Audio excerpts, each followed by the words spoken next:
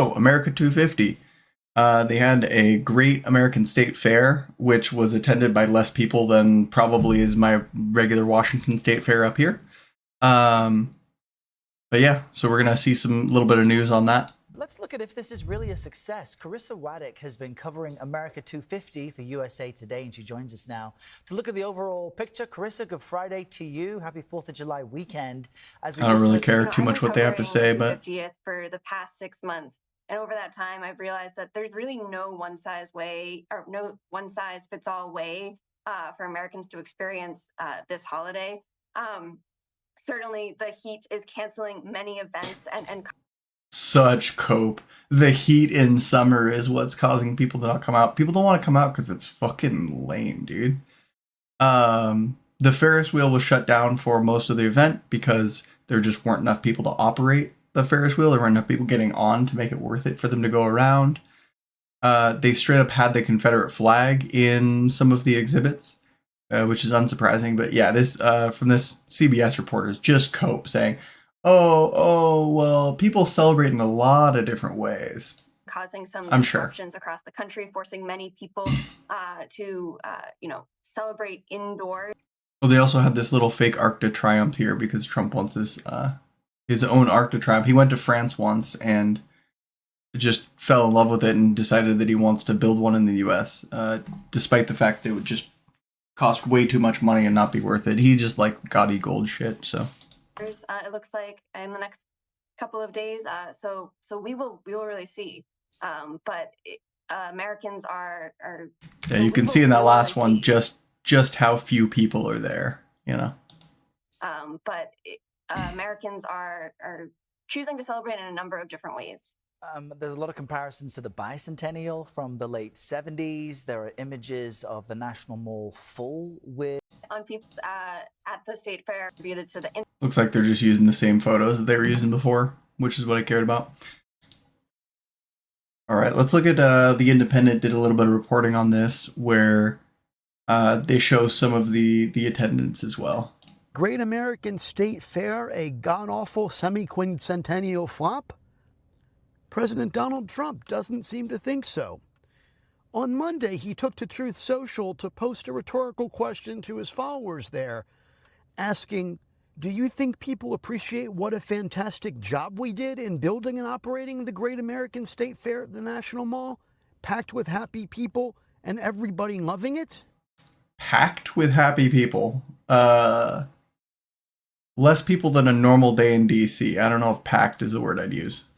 To be fair, the event was built and is operated by the Freedom 250 organization. That's a White House-aligned group that's been putting on events to mark America's 250th anniversary this week. There was supposed to be a bipartisan, congressionally chartered effort called America 250, but the Trump administration has largely sidelined that in favor of this more partisan organization. I went looking for all of those happy people on Tuesday, and I could not find very many people. The event dominates the National Mall, but there were mostly wide-open spaces there. Behind me is an empty field at the Great American State Fair and a stage sponsored by the National Endowment for the Arts. Ironically, that's one of the many organizations that the Trump administration has either actually defunded or pushed to defund since returning to office last January as part of its drive to eliminate all things woke from government funding. On the other side of this fake building containing some exhibits... So these are all temporary buildings that were put up pretty quickly, and they're going to get torn down in the next couple days. So all the facades are just kind of fake, but notice like the gold eagles at the top, very reminiscent of like Germany. We have another largely empty field surrounded by more. And then this one is even funnier because this facade, if you look, isn't even real. It's a projection on top of the front of it. They couldn't even be bothered to build the actual facade of the building for their big... This is supposed to celebrate 250 years of one of the greatest empires, in the world. And we can't even make a little building for it. It's absolutely pathetic. More of these pop-up buildings and a series of booths for cabinet departments. We've got the Department of Treasury exhibiting, the Department of Energy, the Department of Justice, Education, which the Trump administration is trying to eliminate, the Trust for the National Mall as well. Most of what you see here is temporary. All of this will be gone as soon as this great American state fair wraps up. And at the center of it all, right behind me, is a mock-up of the 250-foot triumphal arch Donald Trump really wants to put up between the Lincoln Memorial and Arlington National Cemetery in Virginia. Veterans groups have sued to block the arch, saying that it desecrates what's considered a sacred view, allowing the statue of Abraham Lincoln to look out over the Potomac River and see the troops who died to save the Union when he was commander-in-chief. Some visitors... I mean, but of course they don't care about that, because they don't care about the troops that died to save the Union. They would rather the Confederacy have won. They say, you know, they show that all the time with the flags they wave, with the stuff they support. It's not a surprise to me. Donald Trump called soldiers suckers and losers, so he doesn't give a shit about the troops. He doesn't care that he's blocking the view of Arlington or what the symbolism around that represents. Seem pleased with the whole thing, like this couple I talked to. What brought you here? We love. I just want you to know you're not gonna, unless they were children that were dragged here, you're not gonna see anybody under 50 at this thing. This country, and I celebrated the 200th anniversary at Fort McHenry, so it just seemed appropriate to be here for the 250, feeling blessed. And what do you think of this whole show? I think it's amazing, and I'm very, very proud of all the states who chose to participate in this wonderful event. What do you think of the artists who dropped out, who were going to perform but then didn't perform, and some of the states that decided they didn't want to participate because they saw this as a little more politically tinged than it might have been otherwise? One thing about its political tinging is that there would, like you said earlier, there was a nonpartisan committee putting this together that was ixnayed for a pro-Trump, pro-Republican committee, and they can't do anything right. Like, you look at this and it looks like shit and nobody showed up. It's just, you know, another feather in the cap of fascism eventually creates shitty outcomes because you hire sycophants and not people who are good at actually doing the thing that you want done. I've chosen not to think about that. I've chosen to just be so proud of this country and the ability that we live here Diva. and have a wonderful, beautiful family. The rest is just noise. I'm here with for the National Endowment for the Arts. I see. That was created long after your presidency, but you approve? Oh, I definitely approve of the arts. Are you kidding? The current... I talked the other day on a cloud. I was up there talking to John Kennedy, and he is so happy. I think this is wonderful. I think it is wonderful. The seeds that were sown 250 years ago have finally blossomed, have been growing and growing and growing and spreading and finally blossoming. But others weren't so impressed. What do you think? I like how they had to ask the paid actor what his thoughts are. The guy's like sweating bullets back there, being like, I can't say the wrong thing or I'm going to get fired on the spot. You know? Think of all of this. Not much. Not much, and I've been to state fairs all throughout the United States. This is terrible. And how so? It's a program-length advertisement for the president. It's interesting. It's very interesting. I've never seen anything like this before, for sure, in my 27 years of living in Virginia and living near the DC area. And does anything jump out at you?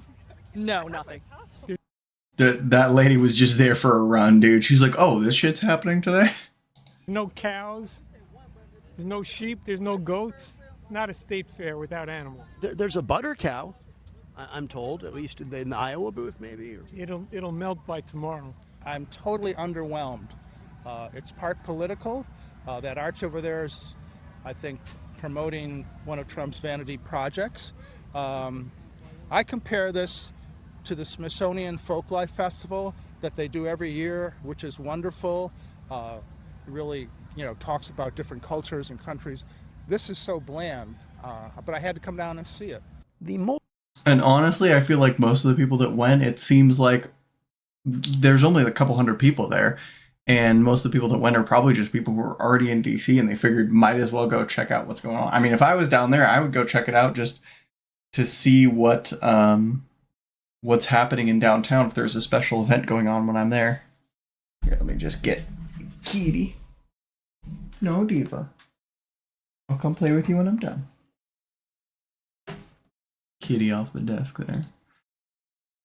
So earlier today, I checked out the press. And then I'm just going to jump ahead here. So then you jump ahead to the 4th of July, and what happens? A bunch of Proud Boys come to march like the Ku Klux Klan through downtown Washington, D.C.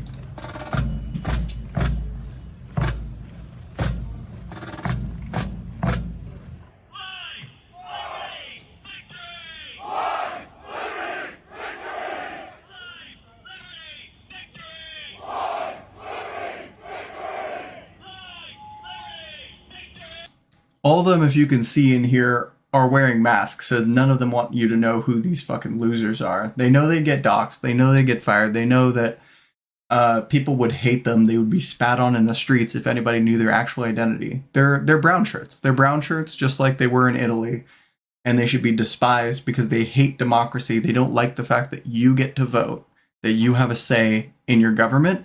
They would take that away in a heartbeat so that they can get the people like immigrants out of the country, or like brown people they don't like out of the country.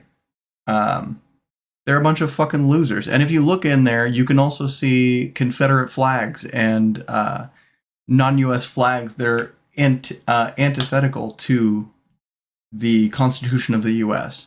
These people fucking hate America. It continues with my thesis we had from the earlier segment, which is just that Republicans don't think America should be first. They don't like this country.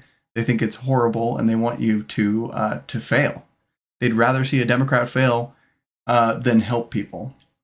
And they'd rather see a Republican succeed in helping corporations than a Democrat succeed in helping working people.